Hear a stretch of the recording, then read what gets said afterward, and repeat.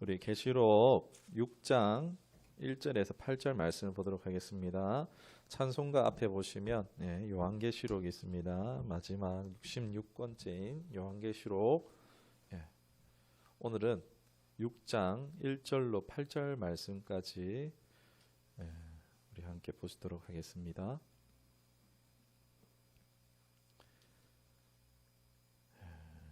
우리 하루 한 장, 지난주까지 이제 계시록 5장까지 했고요. 이제 6장을 들어가게 되어집니다. 다음 주는 6장부터 10장까지입니다. 신약 성경 405면에 있습니다. 계시록 6장 1절로 8절까지인데 교독하시고 마지막 8절은 합독하시겠습니다. 제가 먼저 말씀을 받들어 있도록 하겠습니다. 내가 봄에 어린 양이 7인 중의 하나를 떼시는데 그때에 내가 들으니 네 생물 중에 하나가 우레소리 같이 말하되 오라 하기로. 이에 내가 보니 흰 말이 있는데 그 탄 자가 활을 가졌고 면류관을 받고 나아가서 이기고 또 이기려고 하더라. 둘째 인을 떼실 때에 내가 들으니 둘째 생물이 말하되 오라 하니. 이에 다른 붉은 말이 나오더라. 그 탄 자가 허락을 받아 땅에서 화평을 제하여 버리며 서로 죽이게 하고 또 큰 칼을 받았더라. 셋째 인을 떼실 때에 내가 들으니 셋째 생물이 말하되 오라 하기로. 내가 보니 검은 말이 나오는데 그 탄 자가 손에 저울을 가졌더라. 내가 네 생물 사이로부터 나는 듯한 음성을 들으니 이르되 한 데나리온에 밀 한 대요 한 데나리온에 보리 석 대로다. 또 감람류와 포도주는 해치지 말라 하더라. 넷째 인을 떼실 때에 내가 넷째 생물의 음성을 들으니 말하되 오라 하기로. 내가 봄에 청황색 말이 나오는데 그 탄자의 이름은 사망이니 음부가 그 뒤를 따르더라. 그들이 땅 4분의 1을 권세를 얻어 검과 흉년과 사망과 땅의 짐승들로서 죽이더라. 아멘. 이번 주는 말씀드린 대로 계시록 6장부터 10장까지 말씀을 보는데 여러분 6장부터 16장까지는요 심판에 대한 이야기가 나옵니다. 일곱 인이라는데 봉인할 때 우리 스마트폰도 봉인 해제하죠. 그 봉인입니다. 일곱 봉인, 일곱 나팔, 일곱 대접 심판이 이제 그 환상이 이제 나오게 되어지는데요. 줄여서 이거 계속 일곱 인, 일곱 나팔, 일곱 대접이라면은 계속 말하면은 입이 아프니까 그냥 777 심판이라 하겠습니다. 777 심판으로 우리 통일하기로 할게요. 본문을 접하면서 이제 다시 이제 우리 인식 속에 있던 계시록이 올라옵니다. 아니 목사님 안 어렵다면서요? 아니 목사님 안 무섭다면서요? 막 사람이 지금 죽어 나가잖아요. 무서워요라고 할 수 있습니다. 여러분 그러나 다시 말씀드리지만 무서워하거나 어려워하지 않으셔도 됩니다. 난 그래도 777 심판 항상 무서워요 하실까봐 이제 이해를 조금 돕고자 설명을 조금 드리도록 할게요. 구약 성경 창세기, 출애굽기, 레위기에서 출애굽기에 보면은 이와 같은 이야기가 나오는데 출애굽기 이야기를 하면 좀 이야기가 잘 되실 것 같아요. 창세기에서 이제 야곱의 아들들하고 이렇게 기근 때문에 애굽으로 들어가요. 애굽은 이집트입니다. 이집트에 양식이 있어서 이제 요셉을 통해서 이제 이집트로 들어갑니다. 손님으로 간 거죠. 아들이 총리니까 요셉이 총리니까 어서 오세요 이렇게 완전 손님처럼 이렇게 환영해서 들어갔어요. 그리고 기근 끝날 때까지 그냥 여기서 지내세요 하고 고센 땅을 거기서 거주하게 해줬어요. 그리고 시간이 흘러 420년이 지납니다. 이제 창세기에서 출애굽기로 넘어온 거예요. 출애굽기에 보면은 이제 손님으로 왔던 이스라엘 백성들, 하나님 백성들이 어떻게 됩니까? 종살이를 하고 있어요. 강제 노역을 하고 노예처럼 살아가고 있습니다. 막 박해를 당하고 있어요. 심지어는 사내 아이가 나오면요, 아이를요 나일 강물에 던져버리는 겁니다. 악어 밥으로 주는 거죠. 끔찍한 일이 일어나고 있습니다. 그 이유가 출애굽기 1장 9절에 보면은 아니 이들이 너무 번성해서 만약에 전쟁에 나면은 우리의 적이 될까봐 두렵다 하면서 이들이 이집트에 이제 하나님의 백성들이 많아졌으니까 자신들의 적이 될까봐 남자아이가 나오면 죽이는 거예요. 끔찍한 이런 박해가 일어나고 있었는데 이유가 어찌됐든 하나님의 백성들이 극심한 박해를 받고 있었던 상황입니다. 예, 지금 계시록도 심각한 박해 중에 계시를 주셨는데요.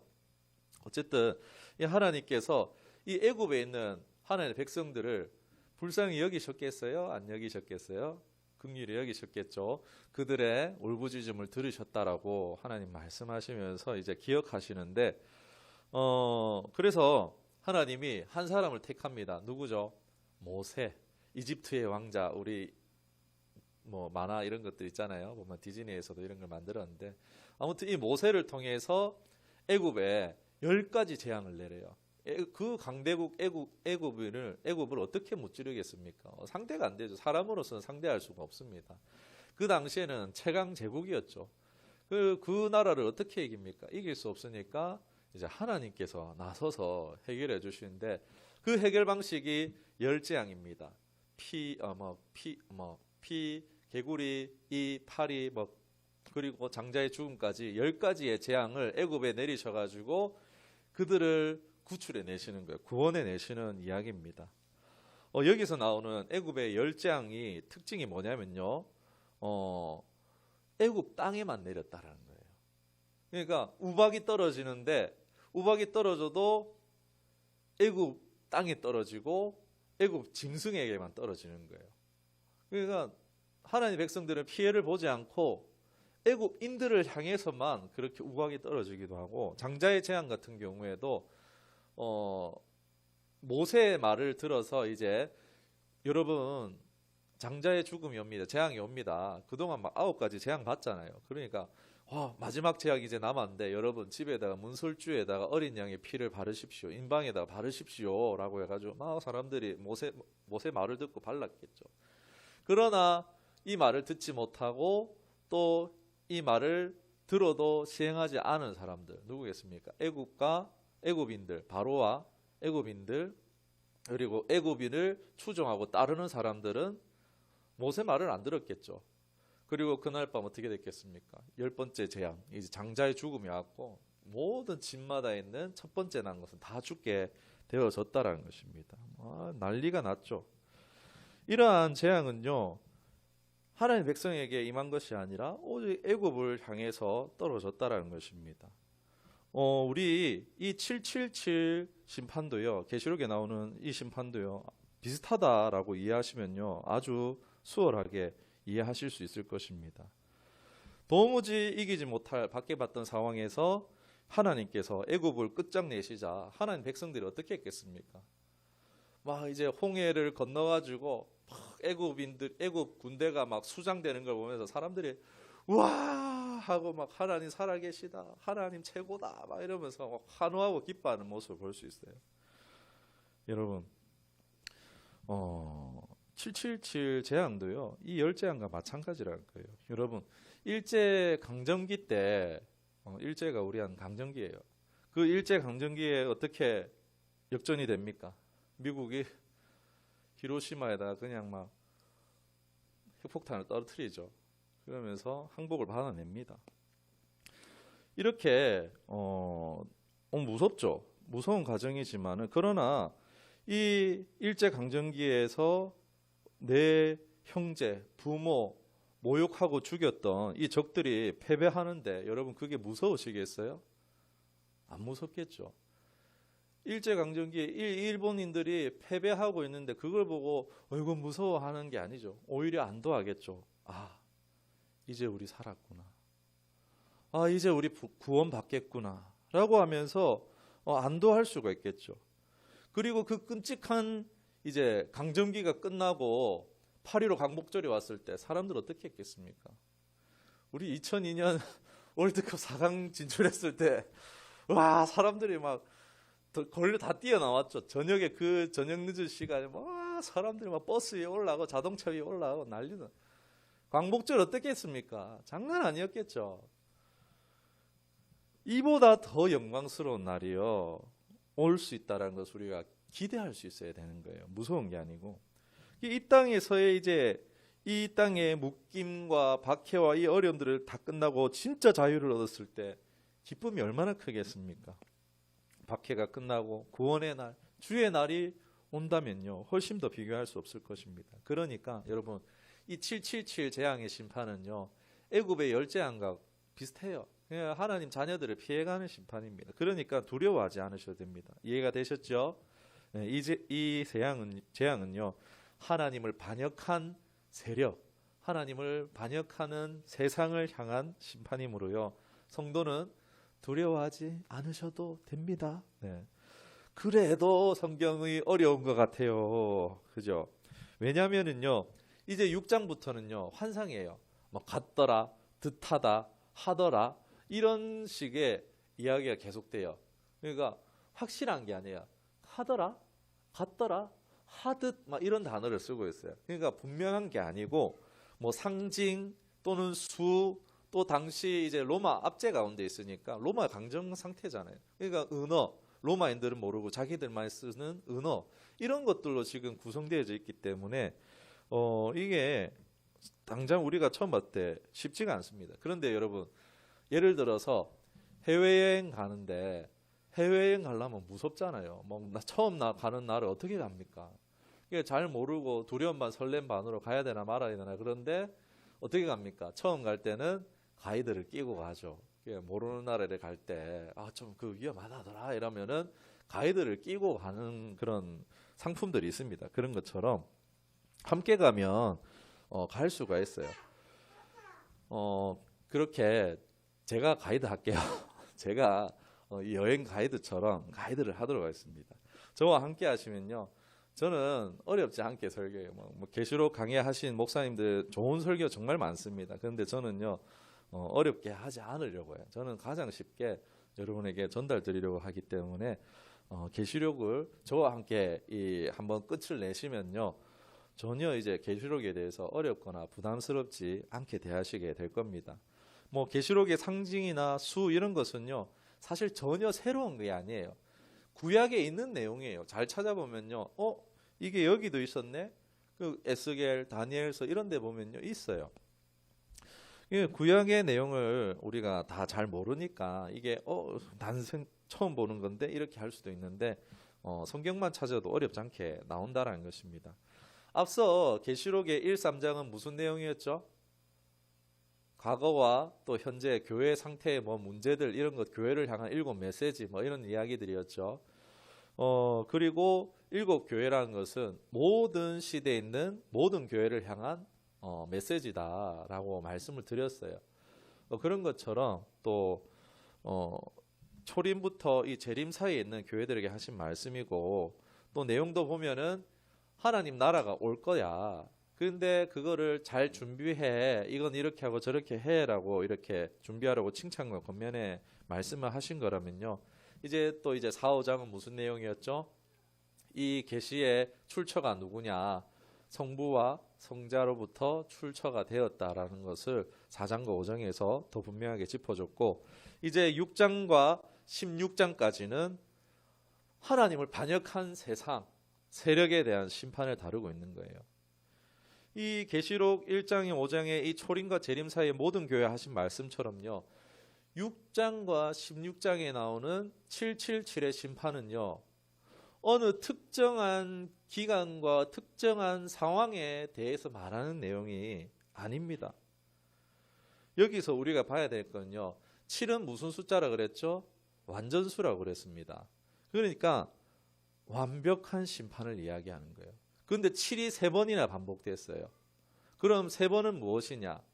반드시를 이야기합니다. 유대에서는 3번을 반복하면 이거는 반드시 된다, 속히 된다, 반드시 된다라는 것을 의미하는 것입니다. 그러니까 이 777 심판이요, 자꾸 사람들이 어느 시점, 야 이거 언제 몇 월 며칠에 이거 아니야라고 자꾸 이런 식으로 접근하는 경우가 많은데, 그게 아니라 어느 시점이나 현상에 대한 것을 기록한 게 아니라 7, 완벽수, 즉 하나님의 완벽한 심판이 반드시 이루어질 것이다라고 우리가 이 말씀을 그렇게 받아들이시면 됩니다.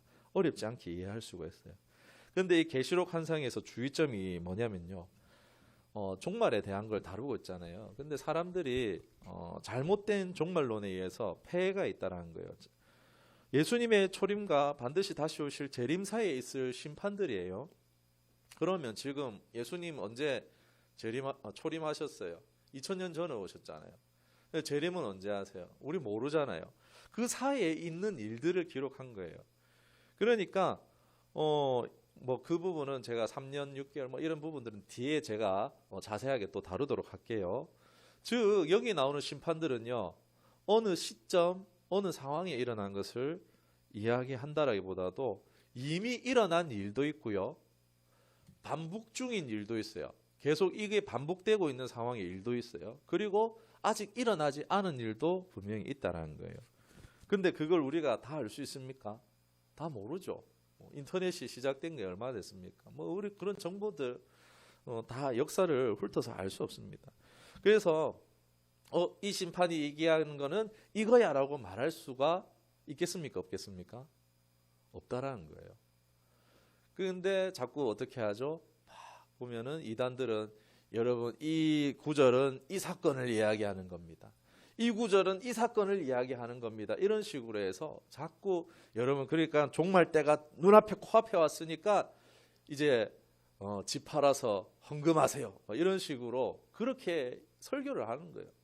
그게 이단들 설교예요. 잘못된 종말론 때문에 사람들을 막 무섭게 만들고 이제 종말이 오니까 일할 필요가 뭐 있냐. 집 팔아갖고 대출 받아가지고 그냥 교회 와가 다 바치고 그러고 야 예배만 열심히 드려라. 막 흰옷 사라. 흰옷 700만 원이다. 막 이런 식으로 아들 딸 다 사줘야 되지 않냐. 막 이런 식으로 그렇게 이단들이 한다라는 겁니다. 그 교회 그 이단 교회에 헌금하면 그 돈은 그럼 왜 받습니까? 자기들은 뭐 하려고 그 돈을 이단 교회에 그걸 왜 받습니까? 말도 안 되는 거. 자기들은 쓴다는 거 아니에요. 그죠? 참 이거는 잘못된 그런 종말론의 폐해라고 할 수가 있습니다. 마태복음 24장 36절을 한번 찾아볼게요. 마태복음 24장 36절. 여러분 이 말씀을 꼭 붙들고 가야 돼요. 제가 가진 성경 신약 성경 41면에 있습니다. 마태복음 42면이네요. 마태복음 24장 36절 2436 마태복음 2436입니다.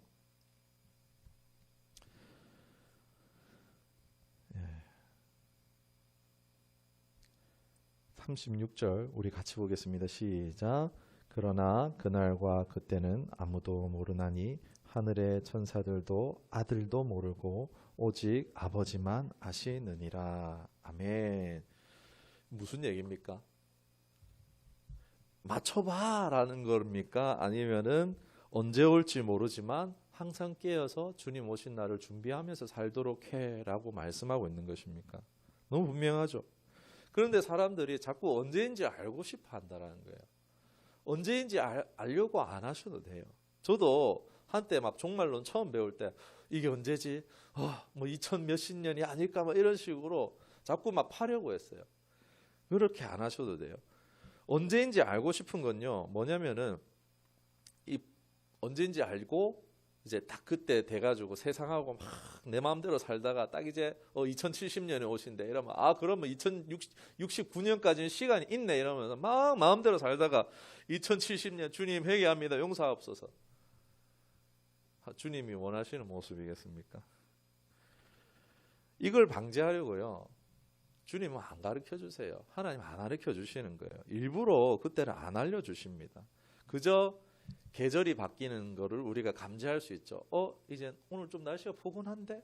이러면서 이제 봄이 오려나? 막 이렇게 우리가 계절을 감지하는 것처럼요. 그렇게 종말의 때를 알 수 있게는 해주셨지만 언제 어느 때 몇 시다 이걸요. 일부러 모르게 하셨다라는 거예요. 여러분 어렵지 않게 계시록을 대하기를 원합니다. 그저 777 심판은요. 하나님께서 악과 그 세력에 대한 완벽한 심판을 하시겠구나 라는 거, 철저한 심판을 하시겠구나 라는 정도만 보셔도 괜찮습니다. 우리가 이 사실만 알아도요. 잘못된 종말론이나 이 종말론으로 공격하는 이단들의 미혹에 빠지지 않을 수 있습니다. 1992년에 다미선교회 뉴스 보셨죠? 그죠? 뉴스 보셨죠? 다미선교회 막 온다고 막 이러고 있었던 거 있잖아요. 예수님 모실 거라고. 그런데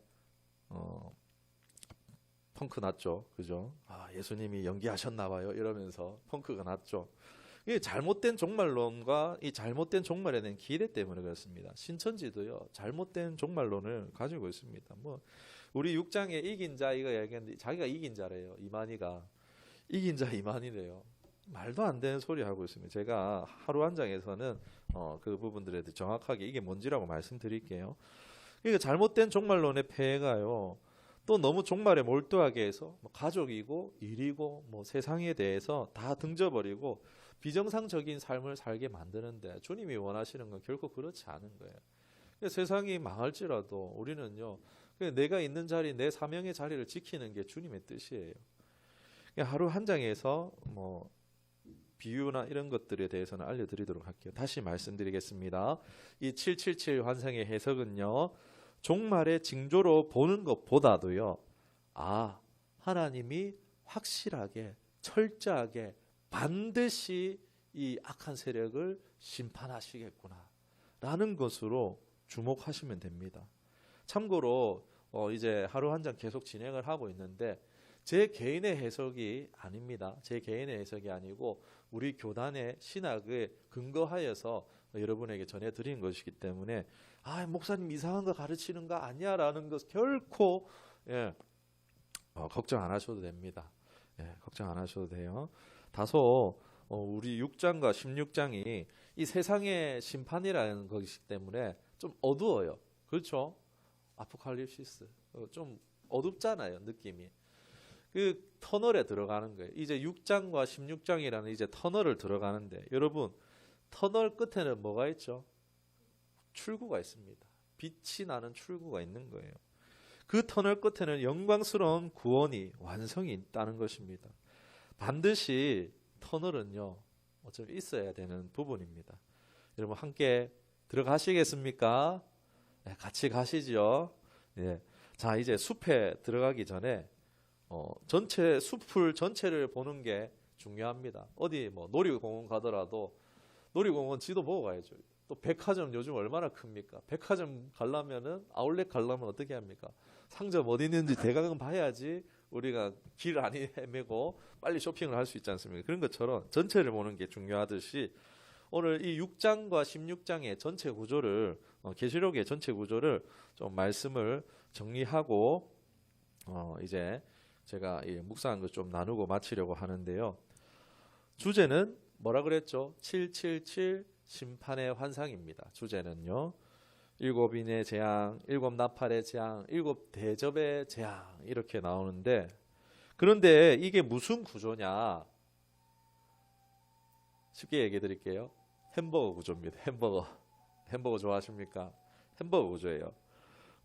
이 환상들이 777 심판이 뭐 줄줄이 비엔나처럼 연속적으로 쭈르르르 이렇게 연결되어 있는 심판이 아니라 햄버거처럼 겹쳐져 있다라고 보시면 돼요. 그래서 그냥 읽기만 하면요. 무슨 소리인지 모르겠는 거예요. 일로 갔다가 갑자기 막 이러겠다. 계속 그러니까 사람들이 너무 해석하기가 헷갈리는 거예요. 그런데 햄버거 구조입니다. 햄버거 생각해보면 어떻습니까? 참깨빵, 상추, 토마토, 치즈, 패티 올리고 소스 뿌리고 다시 빵으로 덮죠. 그죠? 그런 것처럼 햄버거라는 덩어리는 하나입니다. 이 심판이라는 덩어리 하나예요. 그런데 그 안에 각각 다른 재료들이 쌓여 있죠. 적층되어 있죠. 그런 것처럼 강조점이 다른 거예요. 인, 나팔, 대접 이것이 다 강조점이 다르다. 같은 걸 얘기하고 있는데 다른 관점에서 얘기하고 있다라고 보시는 것이 이해가 편하십니다. 보면은 인의 심판은 좀 약하네. 상추. 그리고 나팔 심판은 좀 묵직하네. 토마토. 그리고 대접 심판은 좀 세네.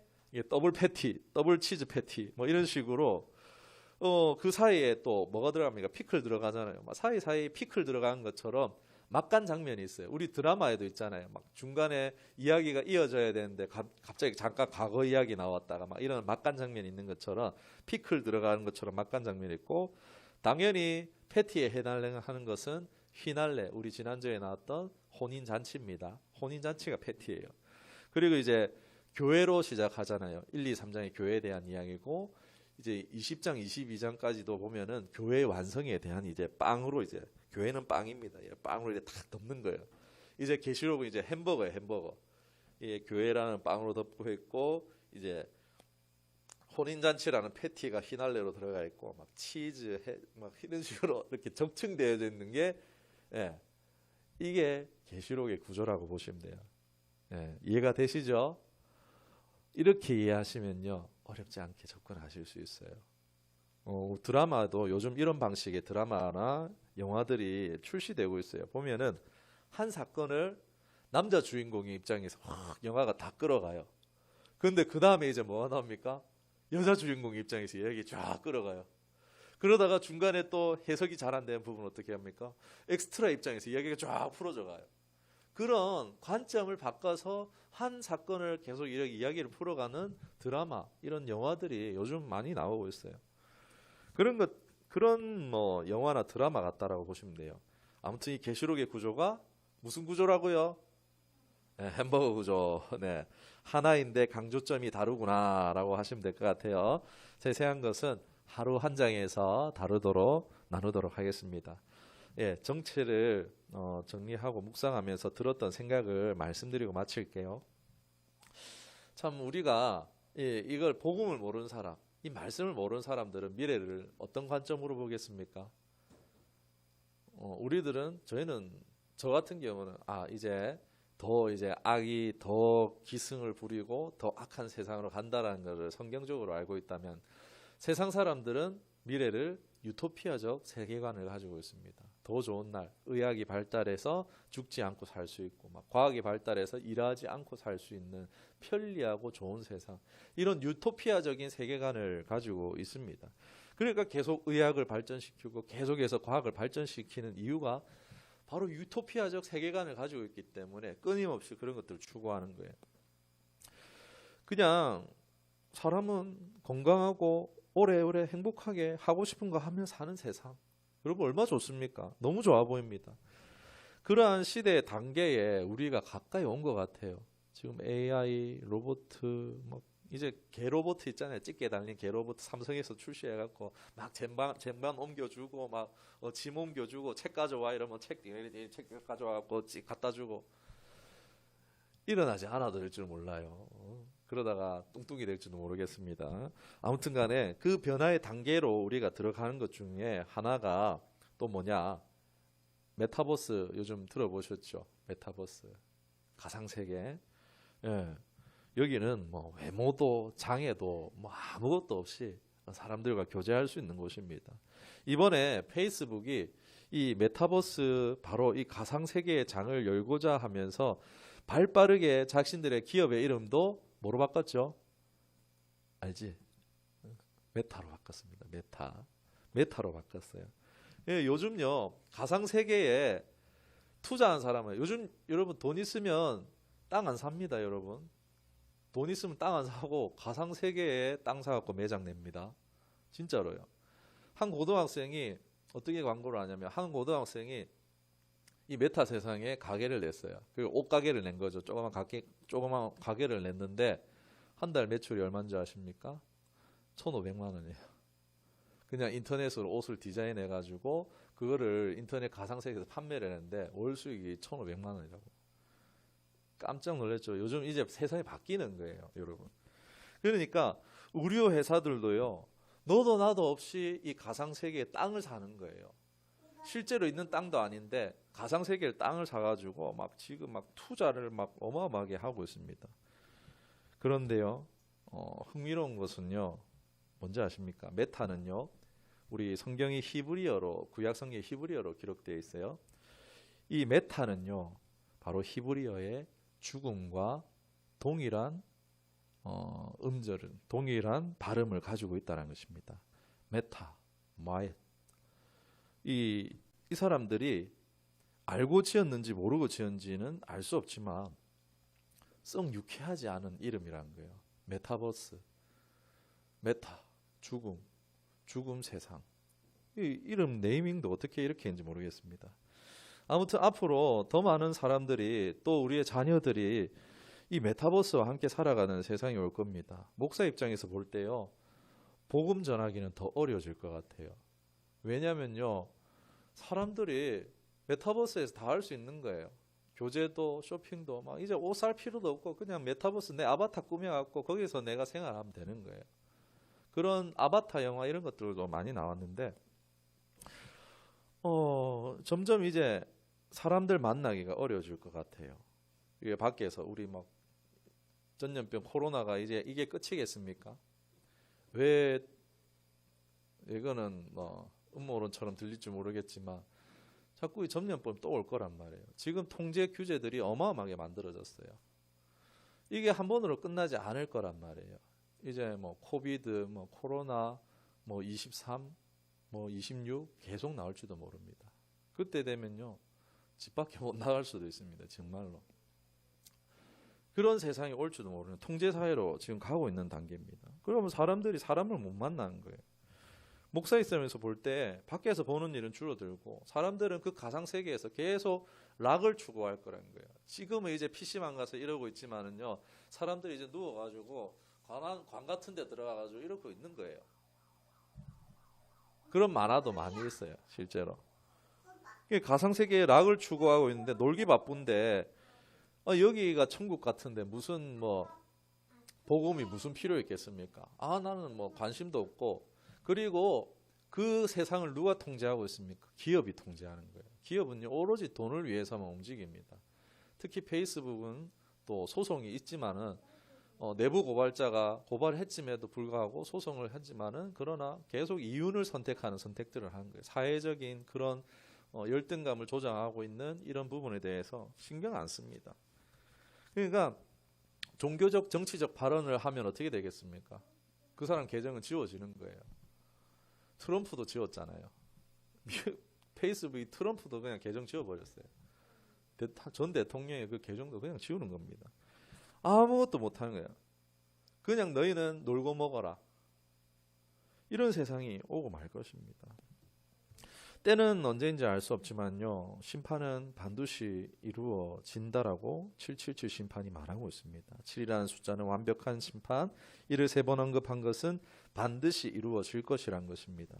완벽한 심판이 반드시 이루어진다가 바로 777 심판의 핵심입니다. 우리 좋은 세상에서 살고 있어요. 나 잘 살고 있네, 나 복 받았네, 이렇게 해도 뭐 무방하겠지만은 거기서 끝나선 안 되겠다 싶더라고요. 지금도 세계 곳곳에서는 어떻습니까?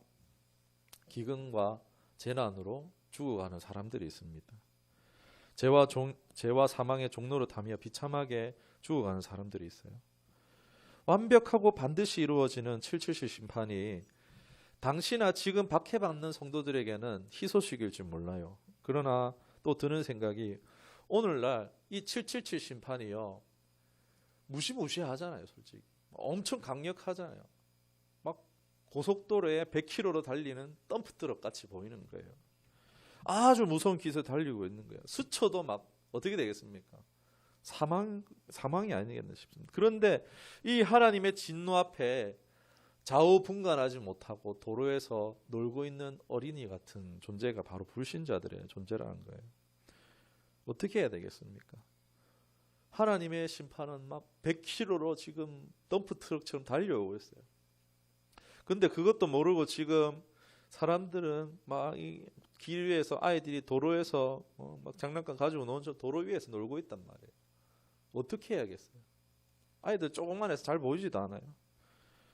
그들을 위해서 내가 앞으로 뛰어들어서 가로막든지 아니면 그 아이들을 구출해내는 역할을 하기를 원하시는 것이 주님의 마음이 아닐까. 그런 말씀은 없어요. 그 심판에 대해서 얘기하지만 왜 우리에게 이걸 알려주실까라고 생각해 봤을 때 그런 마음이 드는 거예요. 모르잖아요. 이 사실을 모르잖아요. 대부분의 사람들이 모르잖아요. 그런 말씀은 없지만 이 말씀을 제가 싹 정리를 하면서 계시록을 싹 정리를 하면서 들었던 마음이 왠지 제발 네가 좀 막아주면 안 되겠니? 이렇게 무시무시한 심판이 지금 세상을 향해서 달려오고 있는데 네가 저들을 좀 구출해주면 안 되겠니? 그 말씀은 없는데 그렇게 말씀하시는 것처럼 느껴졌어요. 여러분 어린아이가 도로 위에서 덤프트럭 달려오고 있는데 앉아서 놀고 있어요. 여러분 어떻게 하셔야겠어요? 보고도 모른 채 하겠어요? 아니잖아요. 복음을 모르는 사람들은 마치 도로 위에 노는 어린아이와 같습니다. 그게 내 형제, 이웃, 그리고 또 내 친척 어떻게 하시겠습니까? 몸을 던져서라도 구해내지 않겠습니까? 아무쪼록 우리가 먼저 믿음에 든든하게 서서 주님 오신 날까지 이 복음의 빚진 자로 사명을 감당하기 원합니다. 알고도 모른 채 하는 미성숙한 성도가 되지 않도록요. 우리가 말씀 안에서 힘써 자라갈 수 있기를 주님의 이름으로 축원합니다.